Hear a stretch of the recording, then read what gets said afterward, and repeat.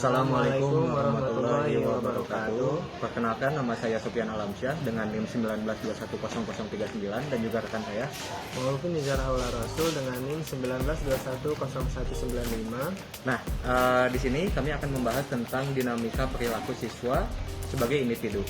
Nah, yang pertama, pengertian dinamika perilaku siswa akan dijelaskan oleh rekan saya. Oke, dipersilakan. Baik, yang pertama di sini ada definisi tentang dinamika perilaku siswa. Nah, yang pertama kita bahas perilaku dulu ya. Perilaku siswa adalah respon siswa terhadap berbagai stimulus yang ada di lingkungan belajar. Sedangkan dinamikanya, perilaku menunjukkan bahwa perilaku siswa bersifat berubah-ubah dan dipengaruhi oleh berbagai faktor baik internal maupun eksternal. Nah, di internal itu sendiri itu terbagi menjadi 4 bagian. Yang pertama, ada kebutuhan. Di dalam kebutuhan itu mencakup fisiologis dan juga psikologis. Kemudian ada minat, dan yang ketiga ada emosi, dan yang keempat itu ada motivasi.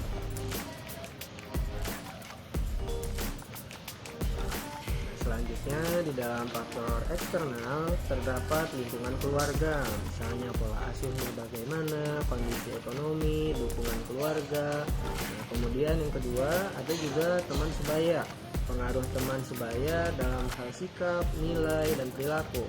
Kemudian yang ketiga, ada guru, gaya mengajarnya bagaimana, interaksi guru dan siswa, ekspektasi guru. Nah, kemudian yang terakhir, yang keempat, lingkungan sekolah. Nah, di lingkungan sekolah, suasana kelasnya bagaimana, fasilitas sekolah, dan kebijakan sekolahnya. Oke, baik Kang Maupin. Nah, setelah tadi membaca materi, kira-kira apa sih menurut Kang Maupin yang kira-kira relate sama kondisi perubahan psikologis siswa di era sekarang gitu, baik internal atau eksternal? Nah, baik Santian, mungkin di sini saya memiliki satu hal yang menarik untuk dibahas. Nah, di sini ada misalnya contoh seorang siswa yang mempunyai tuntutan dari kedua orang tuanya. Ya. Misalnya nih, orang tua itu menuntut kepada anaknya misalnya harus ranking 1 atau harus juara umum, harus menang lomba atau apapun itu tuntutannya. Nah, itu kan akan menjadi sesuatu yang menekan gitu kepada siswa tersebut. Setuju. Nah, menurut Kang Pian, apa aja nih yang akan terjadi pada siswa tersebut? Oke, kalau menurut saya mungkin tadi sepakat juga sama yang sudah disampaikan sama Kang Maupin ya, bahwa dari faktor eksternal sendiri itu berupa dari keluarga, entah itu dari pertemanan atau dari apapun itu, yang bisa merubah psikologi dari atau perilaku dari siswa gitu ya. Kayak contohnya tadi dibahas kayak misalkan dituntut sama orang tuanya ya, harus ranking, harus jadi juara kelas, harus minimal harus nilainya stabil gitu ya, nggak boleh turun gitu ya, minimal kalau bisa naik. Nah, kalau tidak ada salahnya seperti itu, tapi sebaiknya kita sebagai orang tua, kita posisikan diri sebagai orang tua dulu ya, kita sebagai orang tua itu sebuah keharusan, tapi kita sebaiknya tahu pada tempatnya gitu, tahu porsinya gitu, kita tahu bagaimana minat dan bakat si anak dan lain sebagainya. Nah, kalau dari faktor eksternalnya itu sendiri, sebenarnya banyak hal yang mempengaruhi sama opini, kayak misalkan dari teknologi. Dulu kan waktu zaman kita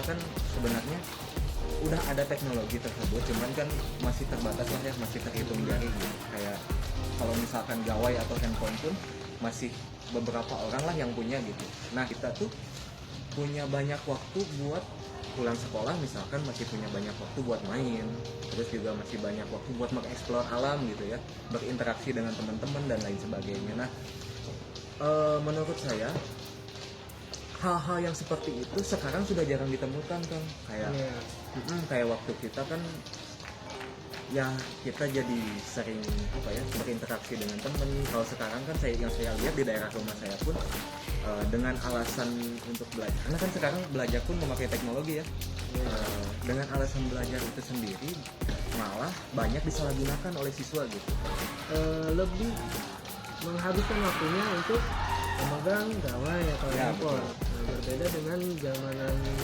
kita Ya, gitu. kita. Mungkin Kang Pian juga mengalami Ya. dulu gitu, kalau sehabis pulang sekolah main kemana misalnya, atau main layangan atau main kelereng gitu. Nah kan di pas lagi main itu tuh pasti kita ada pertanyaan nih, misalnya kita main dengan teman yang sekelas dengan kita, pasti kita adalah misalnya pembicaraan tentang kamu gimana nih tugas yang ibu siapa misalnya udah belum, nah, aku susah nih Jadinya diskusi juga ya kan. ada interaksi juga antara individu dengan yang lain. Iya. Nah, kira-kira apa lagi nih kan? Sepertinya sudah saja ya. Sudah cukup ya. Karena mungkin kalau saya merasa kalau durasi 5 menit ini sebenarnya kurang ya Kang, masih banyak sebenarnya yang pengen kita bahas gitu. Semoga bermanfaat dan lebih dan kurangnya mohon dimaafkan. Terima kasih. Wassalamualaikum Assalamualaikum warahmatullahi wabarakatuh.